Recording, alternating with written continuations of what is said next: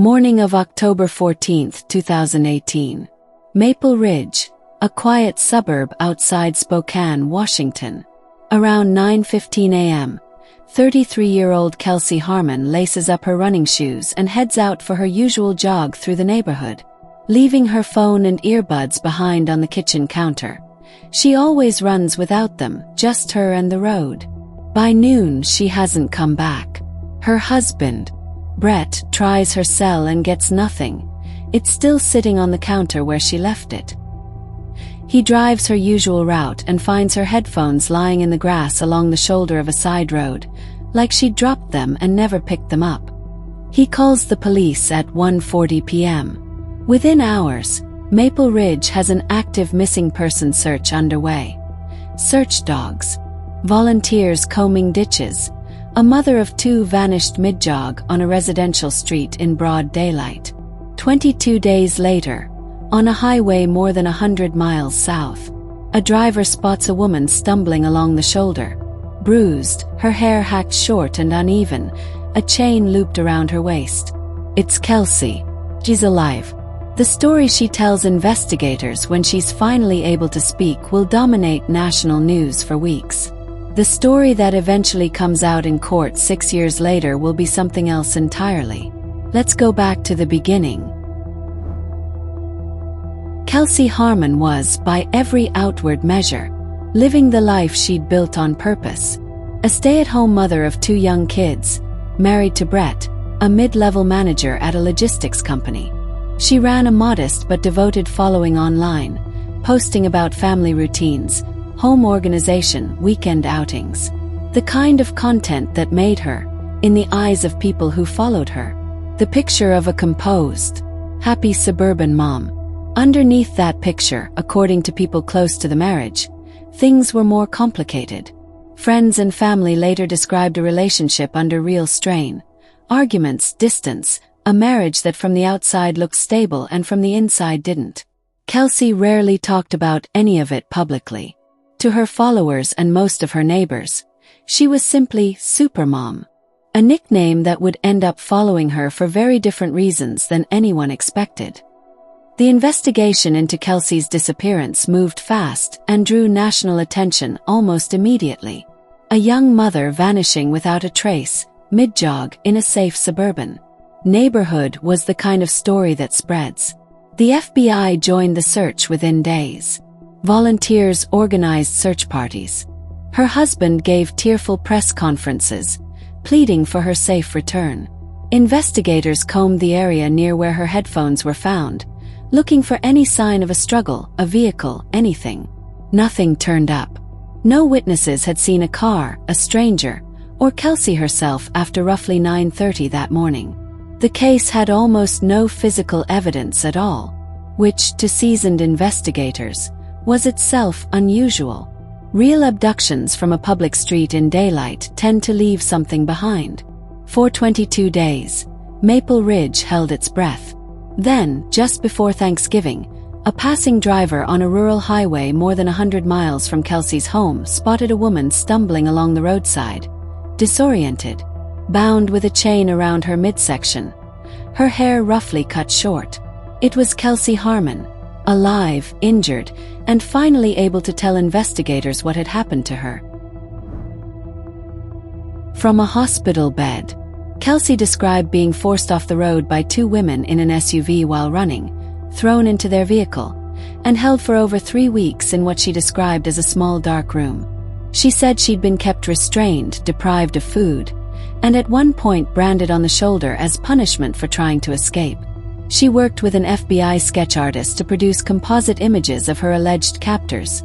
Two women released publicly, triggering a nationwide manhunt. Her injuries were real and visible. A battered nose, ligature marks on her wrists, burns, a brand on her shoulder, and noticeably uneven, self-cut-looking hair. To the public and much of the press, it was a harrowing survival story with a miracle ending. But almost immediately, cracks started showing to the investigators working the case. Her account of the abduction changed in small but significant ways each time she was interviewed. Details that should have been consistent, the vehicle, the route, how long certain things took, shifted from telling to telling. Search teams found no trace of the location she described, despite an increasingly detailed description. And the composite sketches, circulated nationally, generated leads that all went nowhere.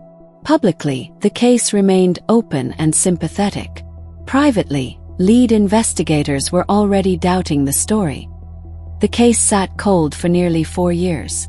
Then, using DNA genealogy techniques that hadn't been available at the time of the original investigation, forensic analysts matched unexplained DNA recovered from Kelsey's clothing the day she was found to a man named Adam Reyes, a former boyfriend of Kelsey's from years before her marriage. When investigators tracked him down and questioned him, his account didn't match the 2 women in an SUV story Kelsey had told the FBI at all. Adam said Kelsey had reached out to him herself in the days before she disappeared, telling him she needed to get away, that her marriage had become abusive and she needed somewhere to disappear to. He said he let her stay at his place out of state for the better part of 3 weeks.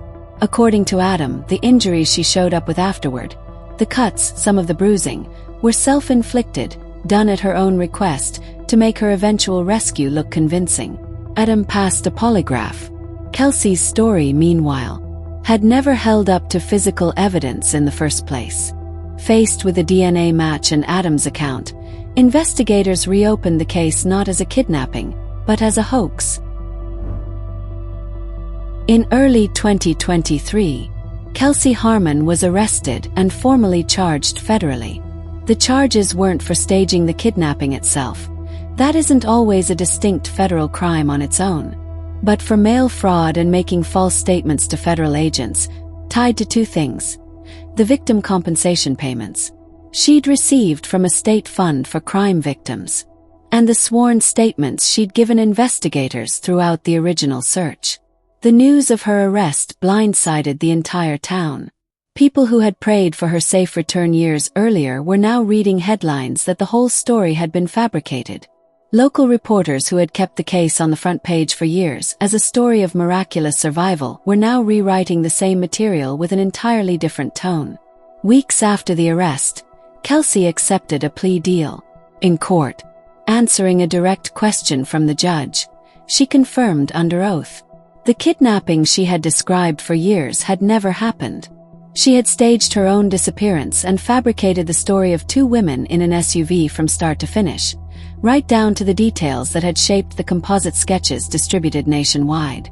The sentence was 18 months in federal prison. For many people in that courtroom, including several of the original search volunteers, the number felt disproportionately small compared to what had been spent looking for her. Hundreds of hours of volunteer labor, FBI resources deployed, national attention poured into a threat that never existed. The fallout reached well beyond the courtroom. An entire community that had genuinely rallied around Kelsey, donating money toward her search, organizing search parties, taking time off work to walk fields and roadside ditches, now had to reckon with the fact that the danger they'd feared had never existed at all. The story hit 2 particular women especially hard. Their general appearance had matched the FBI's nationally circulated composite sketches. For years, they lived under public suspicion, facing sideways looks and pointed questions from people who knew them, for a crime they never committed and which, turned out, had never actually taken place. There were more practical costs as well. Search and rescue resources that could have gone toward finding an actual missing person somewhere else during those 3 weeks were instead spent on a story invented from the ground up by one person, for her own reasons. Kelsey served her sentence and was released. But the story didn't end there, not for her. At least, in the years since her guilty plea, she has continued to publicly insist that some version of what she originally described to investigators really did happen to her. Just, in her telling, not exactly the way she first reported it. Those claims sparked a fresh round of debate. Some see them as an attempt to hold onto some shred of dignity after a very public unraveling.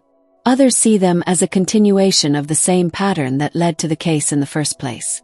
Kelsey's marriage to Brett didn't survive what happened. The 2 divorced, and they've continued fighting over custody of their children in the years since. Hearings connected to that dispute have occasionally resurfaced in local news, each time dragging the case back into public view. The case became something of a textbook example in true crime circles and among people who study law enforcement response. Not just because of the hoax itself, but because of what it revealed about how quickly public sympathy, media attention, and government resources can mobilize around a story that feels true on an instinctive level, and how difficult that mobilization becomes to walk back once the first cracks start to show. For the two women whose faces spent years unfairly tied to a nationally distributed composite sketch, there was never really a clean, official resolution. The case was simply quietly closed once the real explanation surfaced. Years after the damage to their reputations and their peace of mind had already been done, with no real way to undo it. If this one surprised you, let us know in the comments. And if you want more cases where the victim wasn't telling the whole story, subscribe for next week.